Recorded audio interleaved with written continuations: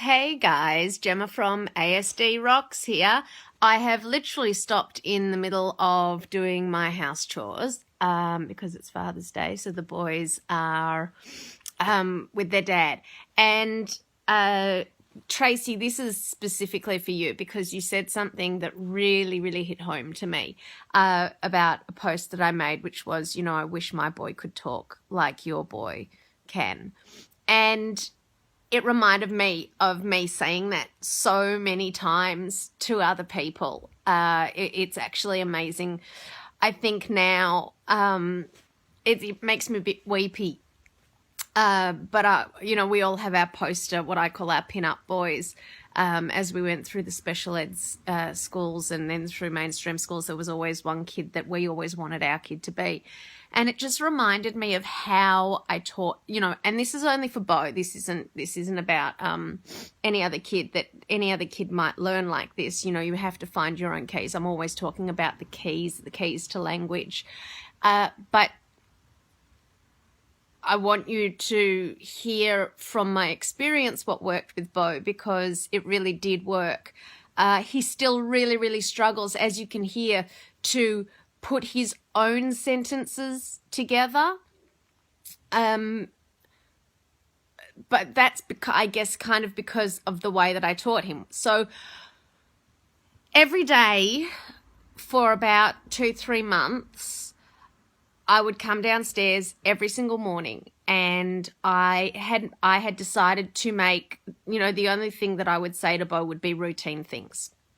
So in the morning we would come downstairs and I would say, "Mama, can I have some Weet-Bix, please?" And I did that for about a month. And then after about a month, I came downstairs, with Beau, and I said, "Mama, can I have some Weet-Bix?" And I left the please off. And the OCD in him, he knew what, it had to come next. He knew what to fill in. So he said, "Please." Well, it wasn't really please. It was kind of peas.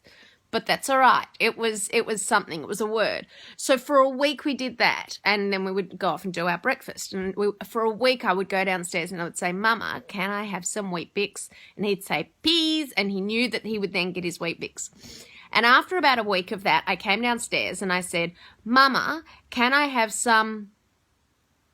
And he went, "Weet-Bix, peas." I don't think it was actually really that intelligible, but you get the idea.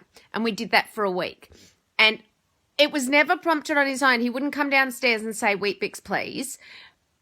He would wait for that prompting of being asked. And so then it was after a week of, "Mama, can I have some?" And then him saying, "Weet-Bix, please." Then it was, "Mama, can I have," and then he would say, "Some Weet-Bix, please." And we did this for a week. So to teach him, "Mama, can I have some Weet-Bix, please?" It would have taken, so for the month that I did it first, then the 8 weeks of reducing one word, and sometimes it would take longer for each word. It would, you'd need to do it for more than a week for each one. But that is how I literally taught Beau to talk. And it worked with everything. I need to go to the toilet. I'm hungry, although that still never comes out. He very rarely, it's almost like he just never felt hunger, and never indicate those sorts of things. But if you set yourself up with phrases, stupid phrases. "I'm going to get in the car now," and then you guys get in the car. "I'm going to get in the car now," and then you guys get in the car. Every single time, "I'm going to get in the car now." And then as you're going and doing this and you say, "I'm going to get in the car," see if they fill in the now. And eventually maybe that sentence might become their own. Now, this is definitely a reason why Beau has trouble putting his own words together to create a sentence. However, he is creating sentences. So this style of learning, I guess, would be called chunking. And so he started to become able to chunk sentences together from learning them, just a whole phrase, a whole phrase, a whole phrase. And so now, and we started that. I mean, I started that well before he was verbal, and we all know he didn't get, properly verbal till he was, 5, 6.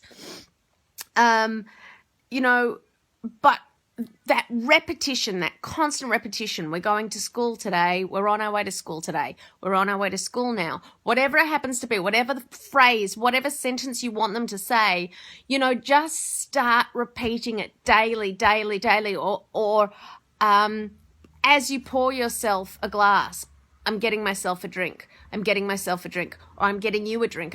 I would say I'm thirsty because if I wanted Beau to repeat it. So I would pour the drink and say, I'm thirsty. And I'll pour the drink and I'd say, I'm thirsty. And then eventually I would say, and he'd say thirsty. And I would give him the drink. So that immediate, you have to give them that immediate feedback of, and there's the drink, or Mama, can I have some Wheat Bix, please? And there's the Wheat Bix. So he relates the two things, because otherwise they're just phrases, random phrases. It has to be routine, it has to be set up.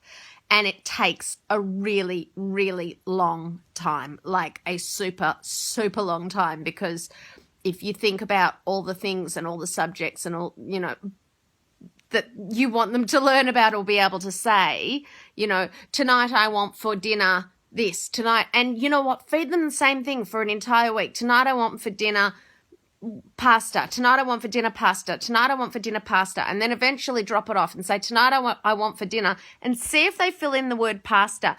If they do, that you can start bringing it back. And eventually what you can do is then once you've got the tonight I want for dinner, you can then start switching up the phrases, and you can alternate and do tonight I want for dinner, I don't know, pizza. I don't know what, Beau only has 5 foods, so it's not like, he'd never eat pasta and he'd never eat pizza, but you get what I'm saying. So Tracy, give it a shot. Oh my God, it's arduous, and oh my God, it's so long, and oh my God, it takes forever, but so does life. That is what I have just worked out. And I may as well be spending the hours. I mean, here I am right now, literally changing bed sheets, doing the washing, like vacuuming, doing all the things I need to catch up on. What's the difference if during that day I repeat a sentence, every day? So one more thing to add to the list of things to do. But give it a shot, give it a try. If it doesn't work, it doesn't work, but certainly don't expect it to work overnight. Usually a month to 2 months for the first time of ever introducing these sorts of concepts, that kind of thing. And then, of course, again, the dropping back of the words, those, set up a full, and then drop back slowly. May take 1 week, may take 2 weeks to get that solid return. If he's still fairly unsure, if you're saying, Mama, I want some Wheat Bix, and he's still, he's not anticipating it and he's not ready with that please, then you're not ready to drop back the second word. But that's how we got Beau talking the way he's talking. And it is, I'm not saying it's the right way to teach. A speech therapist may not, agree. He had speech therapy as well, and I'm sure she had her ways of doing things too. I'm certainly not taking the credit, but in regards to being at home and the therapy that we did at home, that was an every single day thing.